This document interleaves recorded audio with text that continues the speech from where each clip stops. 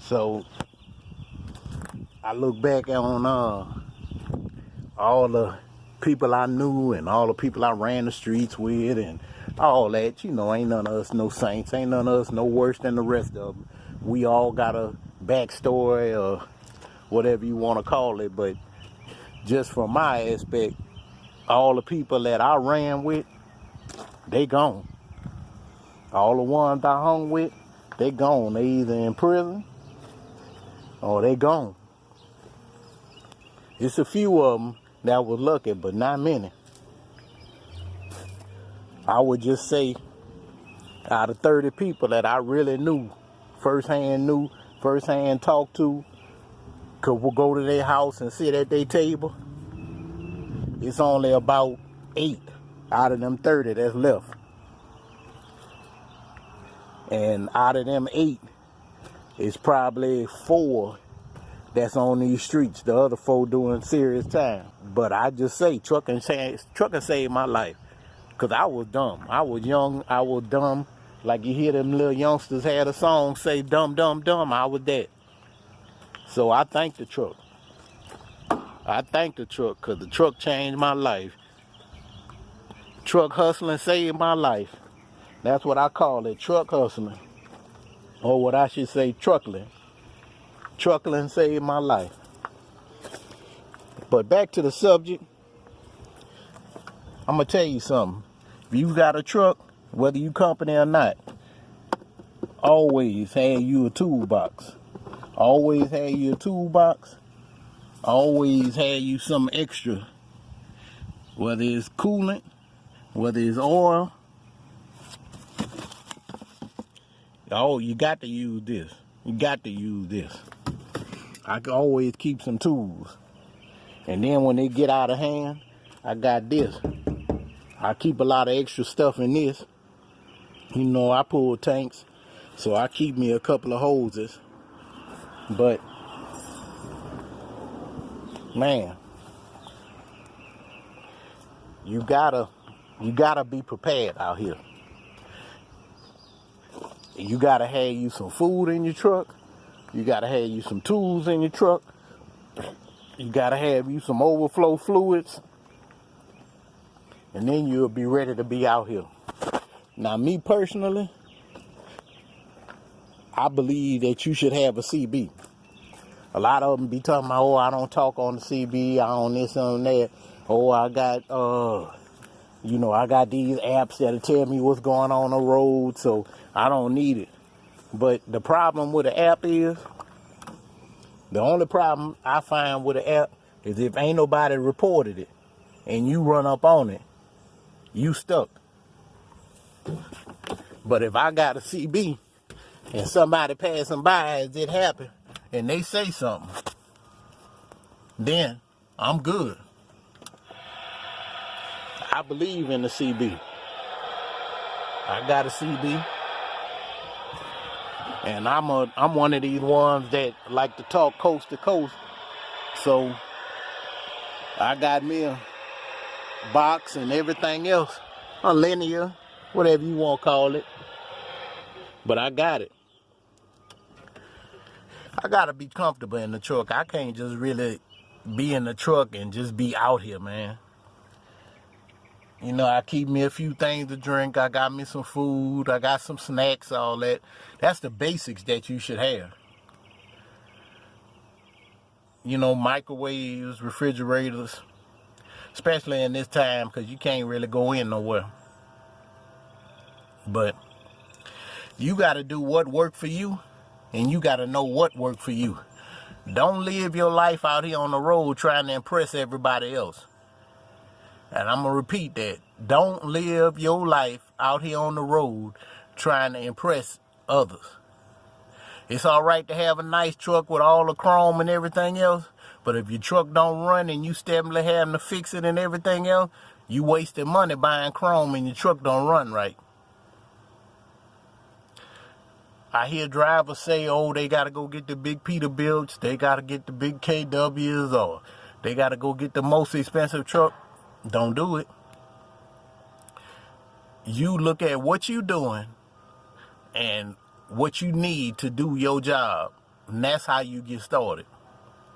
If you pulling van and you want to stay pulling van, okay, Peterbilt's is nice, KW's is nice, Freightliner classes is nice, but you might need to get you a Columbia.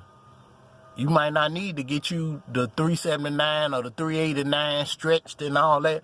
You might need to start out with a Columbia. You might need to start out with an International or 4900 or something like that. Don't ever discount the starting small. My first truck I leased was a Sentra. And a lot of guys like, well, you know, you shouldn't lease trucks and all that.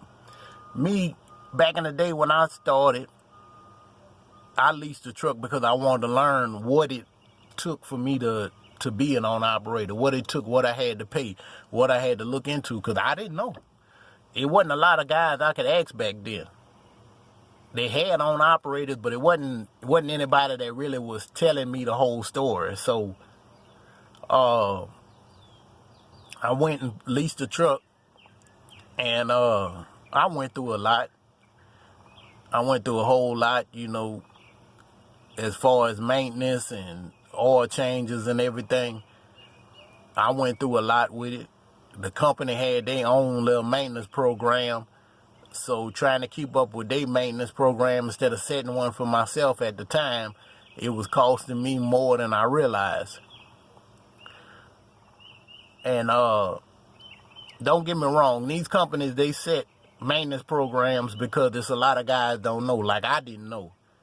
But once you know, you need to figure you out a maintenance schedule so that they don't be all off in your pocket like that.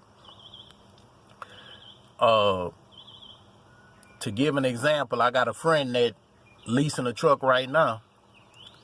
It's $1,000 a week what comes out of his check.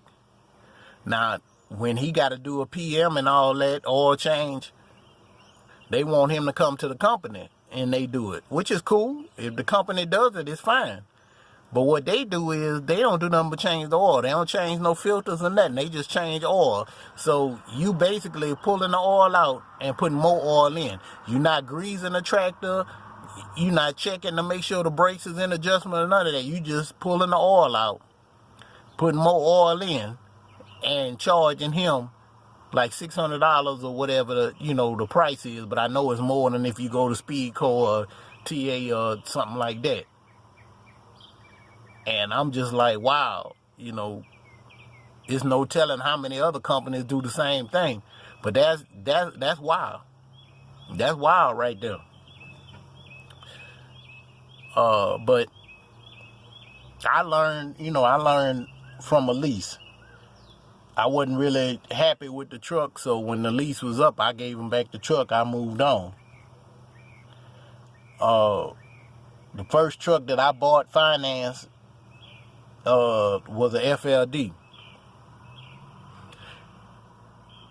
I went through a lot of stuff with it, and I wouldn't suggest, if your truck breaking down, I would suggest you, quick as you can get some money and get something else from that truck, I would suggest that. Because I didn't do that. I just kept going. I put 60 grand into this truck and still the motor went out in this truck. It was a learning experience, but I had other options to get another truck, and I didn't take them, just trying to hold on to that truck as if I wasn't going to be able to get a different truck or whatever the case. Yeah, just because it's your first truck don't mean you got to keep it forever. That truck is a stepping stone. Like I said, I'm about 7 trucks in right now. I take it for what it is. The good thing is, I work, the kind of work I do, a lot of companies don't really worry about tractor age. So you can get you a truck that's pre-emission, but still get out here and make money. I see a lot of guys, go and get Pete's and KW stretch framed and all that, and then they can't work them where they at. These are the questions that you need to ask to find out what you need for where you at. Number one, what's the tractor age?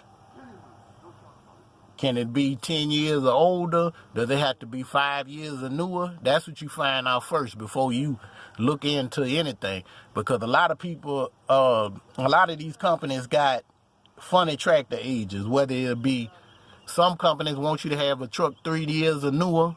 Some of them want you to have it 5 years or newer, 5 to 7 years.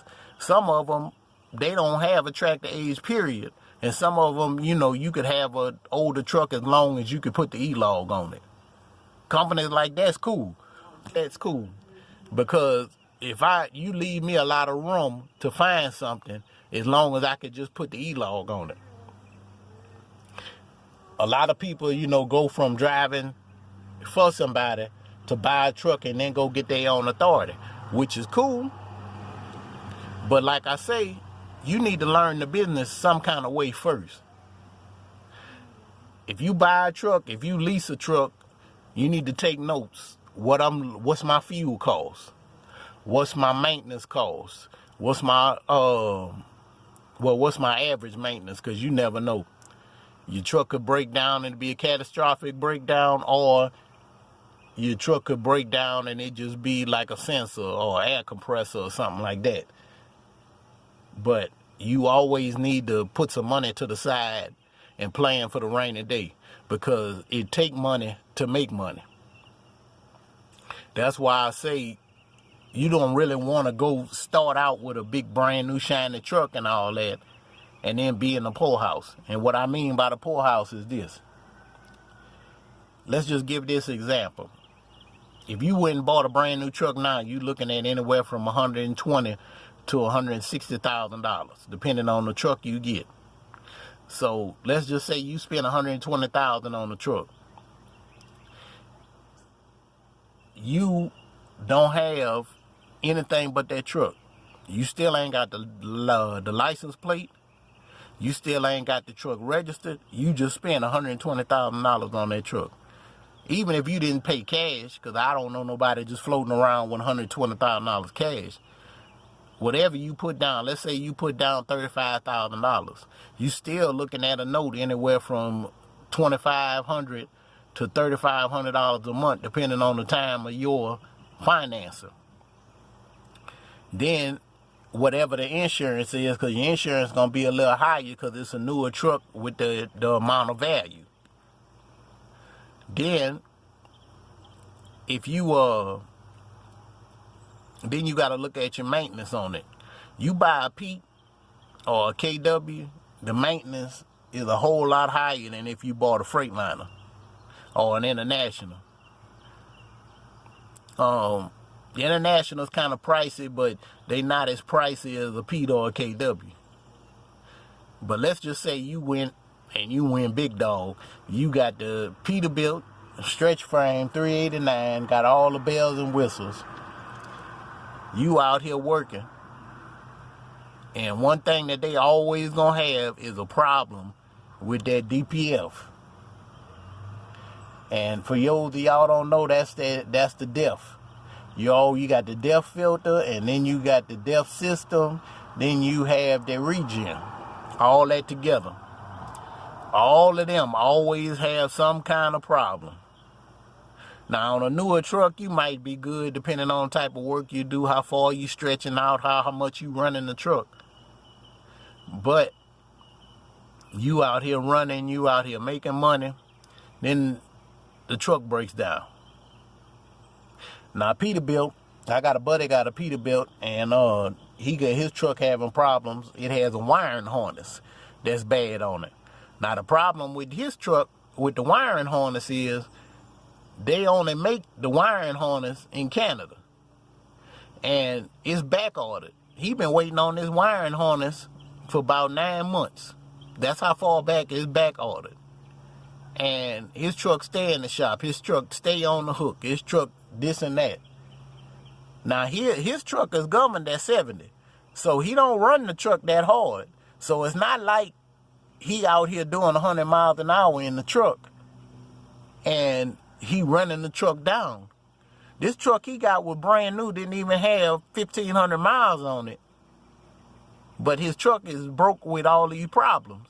And his truck stay breaking down and it stay going in the shop and everything else. So it's not that you can't make it out here. It's just you don't want to get a brand new truck on your first truck. You start out with something used, something you can kind of play with, something you can kind of, you know, if it break down, you don't have that much overhead to worry about. You know, some of the companies out here, if you're on operator, your truck break down, they'll loan you a truck to drive until your truck come out the shop. Some of these companies, they'll help you pay for it. But like the company, Oakley, you know, they do hopper bottom, they do pneumatic and everything. Your truck break, it's your baby. So you imagine you just came to work for them. You work 3 weeks. You get your first check. Then your truck, you pay all your bills because you've been waiting 3 weeks on your check.